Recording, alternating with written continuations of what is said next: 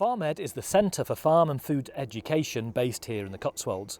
Our mission is to promote regenerative agriculture and sustainable food systems through knowledge exchange, education, events, research and personal development. Our audience is broad. It is you, it is everyone, from children to families to farmers, local communities, chefs, policymakers, agronomists, influencers. We want to see you all here at FarmEd. So, hope you enjoy the podcast.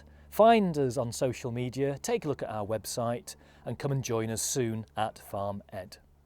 Welcome to FarmEd podcast number 10.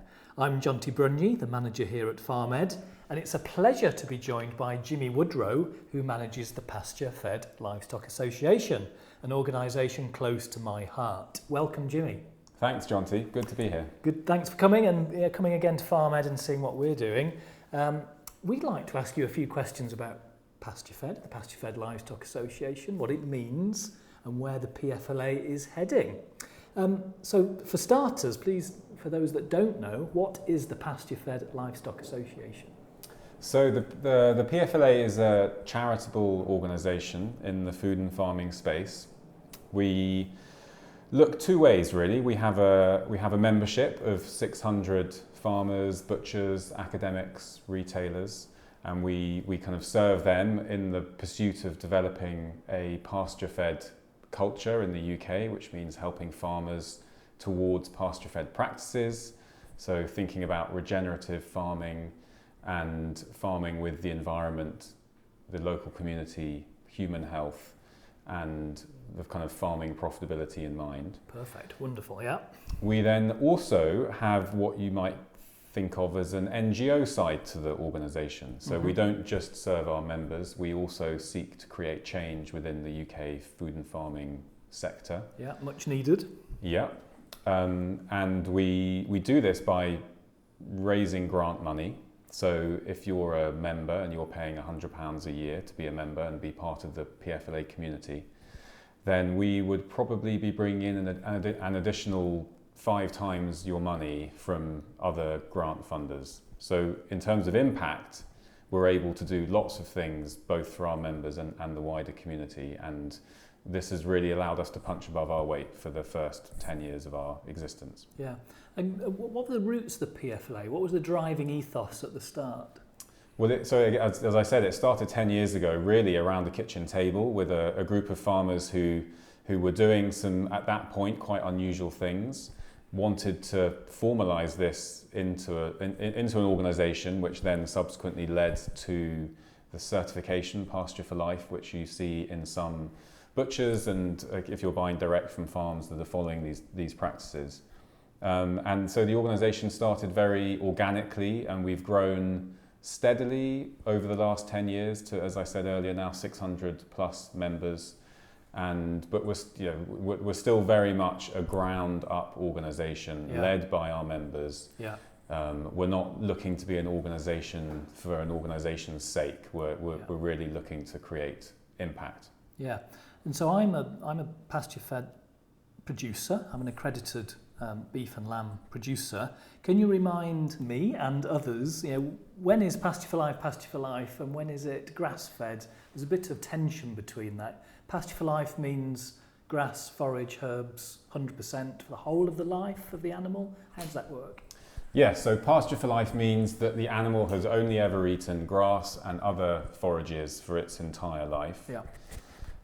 This helps us stand out from the common term grass-fed, which under UK legislation can be used on any meat and milk that has only been predominantly grass-fed, which for us would represent quite a low bar, so 51% of the animal's life. We believe, both looking at the evidence but also thinking about kind of sustainable regenerative farming, that ruminant animals, so cows, sheep, goats, should really not be eating any grain, should just be grazing what nature is providing, so grass, legumes, trees, hedges, basically green things growing in fieldscapes. Because that's the natural diet. That is their natural diet. Yeah. That's what their rumen has evolved to digest. And grains and other kind of forages that could frankly be fed to humans, which have been fed to these animals in order to make them grow more quickly, to feed into the industrial food system, we don't think that is the sustainable way to go. So for us, 100% is really the gold standard. Okay. And it's what we help our farmers work towards. Only 20% of the farms who are involved in the organisation are currently 100% pasture-fed. It's not an easy place to get to. Yeah. And in that sense, we're a broad church. We are helping people along that journey and recognising that there are various barriers that people need help with, but that the gold standard is 100%, and that's where we feel people should be aiming for. Yeah, yeah. Are all Pasture for Life farmers organic, or? Many of them are. Right, yeah. Roughly 50% are certified organic, and there's probably a decent number of those who aren't certified who are farming to organic principles. Yeah. The Pasture for Life standards themselves, for example, outlaw glyphosate, the common weed killer, and there are lots of other similar recommendations and practices within our standards that are similar to organic, although they don't go quite that far on paper. So it's I think we would say pasture-fed and organic would be the real gold standard to a livestock farming operation, but not everyone chooses to certify. Yeah. Okay. So what are the benefits of a 100% pasture-fed approach? I get the fact that maybe not using grains, and are there any human nutritional benefits to 100% grass-fed or pasture-fed? So the human nutritional benefits are beginning to be proved. A lot of work's been done at the universities of Newcastle and Reading on these specific issues. The work coming out of Newcastle in particular, some of which has been coming out in the last year and some of which is about to be published, shows some what we would think to be quite exciting differences between conventional and pasture-fed animals in terms of the meat and particularly the milk.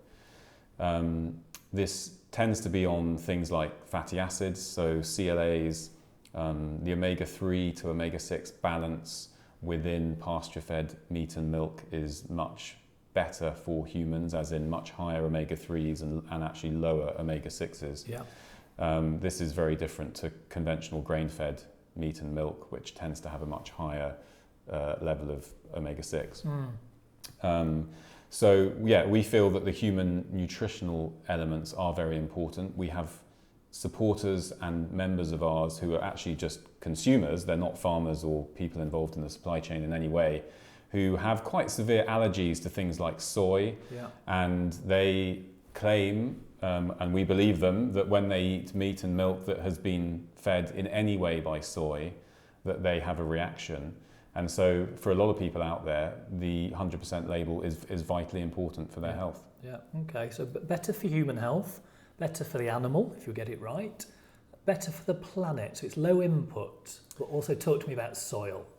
So I think on the environmental case for Pasture for Life, the low input really is the key. I think there's a lot of bluster in the farming for net zero debate at the moment around whether you can amend your farming system to look better on a carbon perspective, but somehow miss out the point that you're still using loads of fossil fuels in your system. Yeah. And pasture-fed farming at its best doesn't use inputs. You're using the inputs of rain and sun to drive your system, and a ruminant animal that has been developed over thousands of years to take advantage of these natural inputs. Our farmers obviously aren't feeding grain, so that's an obvious input. The best of them have cut out all artificial fertilizers, pesticides, herbicides, and all the rest of it. That really positively affects one's carbon footprint. If we then have to deal with the perhaps thornier issue of cows' burps and farts and methane, we would argue, and this appears to be proved by recent work at the University of Oxford, that actually a cow's methane is part of a natural cycle, so the carbon cycle. So unless your herd size is dramatically going up, the cow is not adding to global warming by being a cow. And I think this is something that's often missed in the public debate around cows. Yeah. And that's, once you can get your head around that, then suddenly you can focus much more clearly on inputs. Because I think at the moment a lot of the debate is around the cow. We've had, this planet has had cows and similar animals on it for, well, way longer than I've been on this planet, for sure. And I think we need to remember that. Okay, so the potential methane issues, we can work with that, and lots of work being done that now to show that it's maybe not the big issue. Can we rebuild soil through better grazing practices? Can we lock some carbon into our maybe potentially degraded arable soils through introducing livestock and herb-rich lays and pasture? We believe so. Yeah. I think particularly if you're looking at arable soils, which tend to be the most denuded and potentially have soil carbon levels of lower than 2%, by introducing rotational grazing into your arable system, you are doing a huge amount for carbon, and I think that's where the real gains are to be made compared to potentially a permanent pasture which has been grazed for decades, where the soil carbon level could be as high as 14%. Yeah. The gains to be made in that system are, particularly on a relative basis, are much lower. I think one of the key issues in this debate is what you've mentioned there, to be locked in. I think there's a healthy debate within the science about what constitutes a locked-in carbon molecule.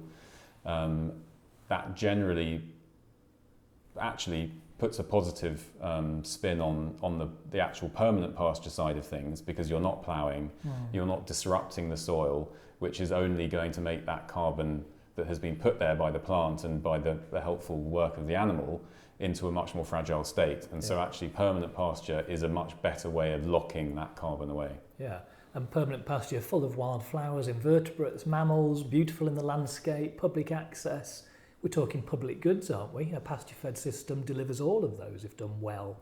I think it has to, yes. I mean, I think people often miss the fact that a diverse sward, a diverse pasture with hedgerows, trees in the hedgerows, and lots of invertebrates in the grass, mammals and birds feeding on those invertebrates. That is a really diverse habitat. Yeah. And I think it's easy to look at the cow in that field and think, well, the cow's not very environmentally friendly, so that habitat is not worth very much. Yeah. I think there's a lot of evidence that I've read and seen that suggests that actually that system is at least as diverse as a temperate woodland, so the kind of woodlands that we would see in this country. So again, we think these are not habitats to be trashed, habitats to be cast aside in the favour of tree planting en masse. Absolutely, there's a case for tree planting even within pastures in agroforestry systems, but definitely not discounting the really positive role pasture can play in this country. Okay. I think some of the criticism sometimes of a grass-fed, pasture-fed approach is that the yields are quite low, maybe from some farms. Can we, through better grazing practice, increase output? Certainly some farms are. I think it's hard to draw huge generalisations because certainly within our membership, and particularly those who are certified, you're dealing with very different farming situations from upland to lowland, soil type, rainfall and all the rest of it. So I think everything that we're talking about has to be very bespoke for the farm situation. But certainly on some farms, they're finding that they're able to increase their stocking rate just by doing things in a very natural way. That's not to say that that would work everywhere. Yeah. So through mob grazing, holistic planned grazing, better grass, better carbon sequestration, better yields, maybe healthier cattle as well. I've seen some evidence that vet med bills can fall on Pasture for Life farms. Yes, that's definitely what we're getting anecdotal evidence from our current farmer members that says that med bills can be cut almost to zero, I think. It's definitely also true that a lot of our members are practicing mob grazing, holistic planned grazing. It's not universal, and there's a kind of widespread variability in adoption of these practices. But it's certainly true that if you're looking to get the best out of your grass, you need to be managing the animals in a way that encourages grass growth, and often that means short, high-intensity grazing followed by long rest periods, which is the kind of hallmark of the mob grazing system.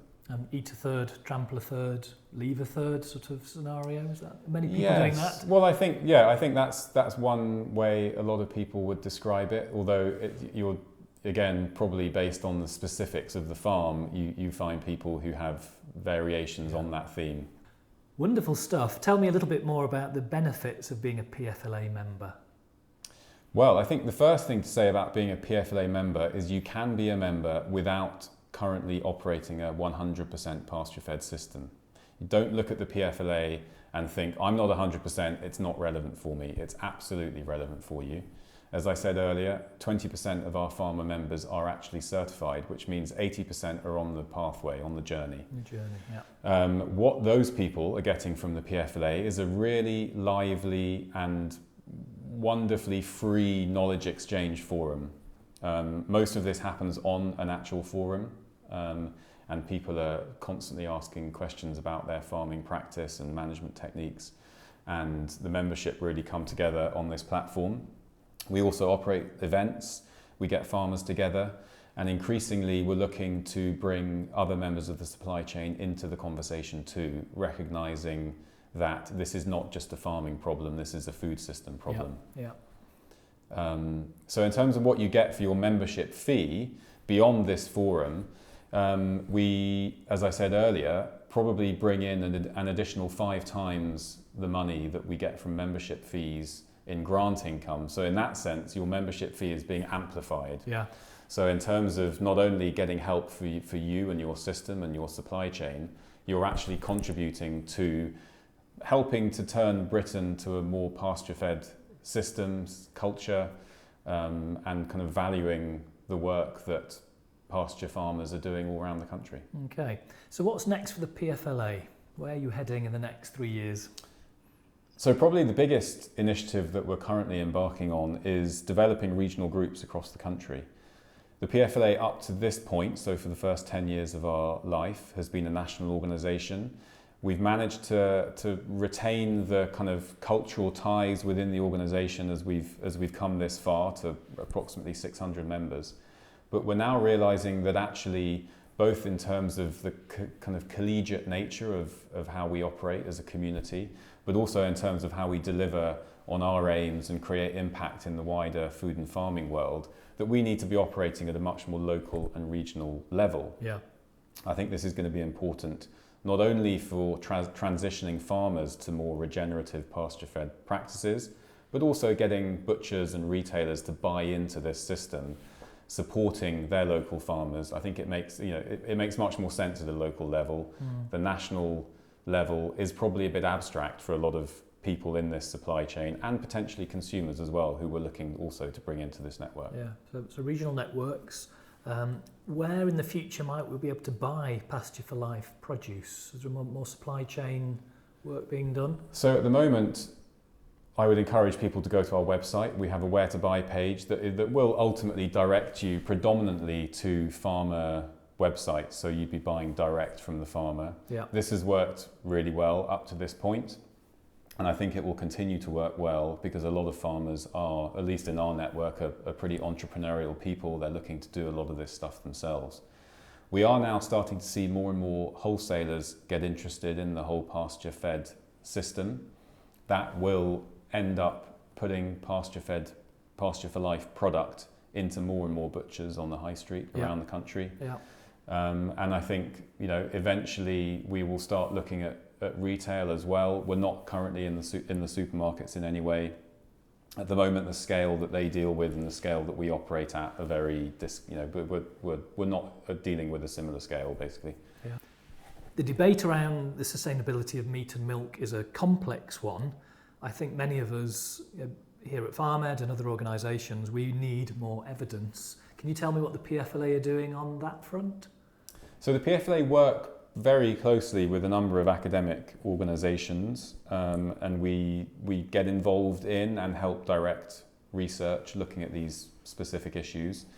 There's a couple of projects out there at the moment, the most exciting of which is called Seed Slip, which I won't begin to spell out the full name.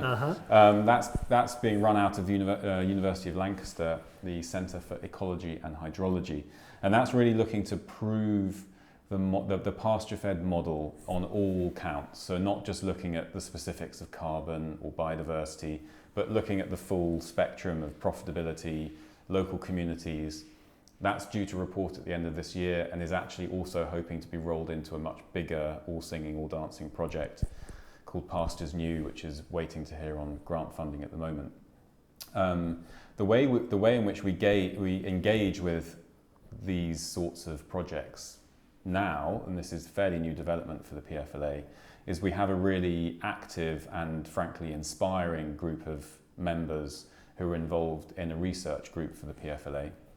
They meet twice a month to look at both the existing research out there, looking at projects and research articles coming through, but also engaging once a month with an academic working in this field, developing connections, hearing what they're doing and helping them with their thought process really.